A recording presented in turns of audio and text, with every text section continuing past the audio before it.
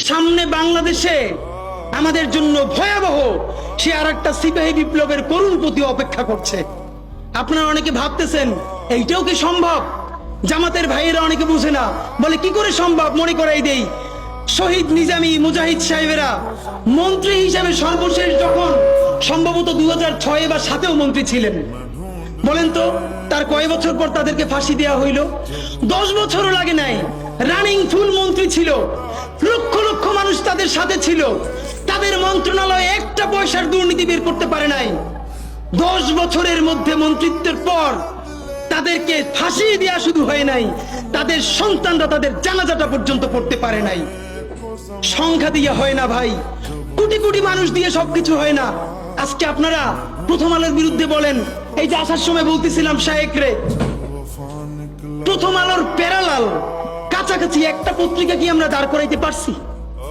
অনেকে বলে আমার দেশের কথা, আজকে শুধু বলি, পরশু জানলাম প্রথম আলোর 10 ভাগের 1 ভাগ বিনিয়োগ এবং আর্থিক সংগতি আমার দেশের নাই। 5 কোটি টাকা হইলে আমার দেশে একটা নতুন প্রেস কিনতে পারে, তাইলে পত্রিকাটা ঠিক মতো ছাপাইতে পারে, ভাড়া লাগে না, সেই টাকাটাও তাদের নাই। ভাই, ভালোবাসা দিয়া পয়সার কাজ হয় না। 50,000 টাকা যে এই লোকটার স্যালারি, এই কাজ যদি 20,000 টাকা দিয়ে করাইতে চান, কোনদিন 50,000 টাকা রিপোর্ট এবং স্কিল আপনি পাবেন না।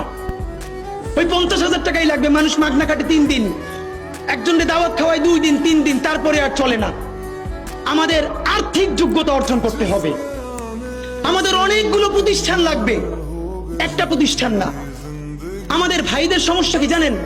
সে আজকে যদি হাটাজারি মাদ্রাসা দিয়ে কেউ একটা পত্রিকা বার করে, সেই পত্রিকাটাও সে জাতীয় মূলধারা বানাবে না, দেবে দৈনিক হাটাজারি সে বানাবে। মানে কোনো না কোনো ঘুরে ফিরা তার চিন্তায়, মননে, মগজে প্রথমে হয়তো হাটাজারি, সর্বোচ্চ বড় হইলে হেফাজত, এরপরে সর্বোচ্চ বড় হইলে বাংলাদেশের শুধু মুসলমান। ভাইরা, এই মুসলমানের বাইরের যে জনগোষ্ঠী, সেটা কি আপনার না? আপনি ভাবেন এই দেশের আপনি প্রধানমন্ত্রী, তারপরে ভাবেন আপনার জনগোষ্ঠী কারা, আপনি সেরকম চিন্তা করেন। সুতরাং আমি কথায় অনেক ভুল ভ্রান্তি বলতে পারি, কিন্তু বিশ্বাস করেন আমার কলিজা চিল্লেও আপনারা শুধু যেটা পাবেন সেটা হইল, আমি চক্ষু বন্ধ করে দেখতে পাই। আমরা যদি যোগ্যতা নিয়ে 5-10 বছরের মধ্যে দাঁড়াইতে না পারি, এই ভিডিও, এই ছবি, এই শহীদ পরিবার, এই আহত, এদের জীবন তো শেষ। এদের পরবর্তী জেনারেশনকে পর্যন্ত কি ভয়ানক গণহত্যার শিকার হইতে হবে আমরা চিন্তাও করতে পারতেছি না। সুতরাং বাংলাদেশের স্বাধীনতা, সার্বভৌমত্ব, বাংলাদেশের ইসলাম এবং মুসলমানকে বাঁচাইতে হইলে আমাদেরকে তুমুল যোগ্যতা অর্জন করতে হবে। এই মাদ্রাসা শিক্ষিত জনগোষ্ঠীর মধ্যে হাজার হাজার ছেলে লাগবে যারা সিএনএনে, আল জাজিরায় তুমুল ইংলিশে বলতে পারবে। তাকে যে জঙ্গি বলা হয়, মিথ্যে ট্যাগ দেয়া হয়, এটাকে